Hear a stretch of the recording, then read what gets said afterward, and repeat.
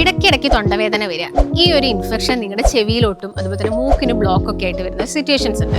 ഇതൊരു പക്ഷേ ടോൺസിലൈറ്റിസ് അല്ലെങ്കിൽ നമ്മുടെ ടോൺസിൽസിന് വരുന്ന വീക്കം കൊണ്ടായിരിക്കാം. അപ്പം ഇങ്ങനെ ഒരു ബുദ്ധിമുട്ട് വരുന്ന സമയത്ത് പലരും ഓപ്റ്റ് ചെയ്യുന്നൊരു സജഷനാണ് നിങ്ങളോട് സർജറി ചെയ്യാൻ പറയുന്നത്.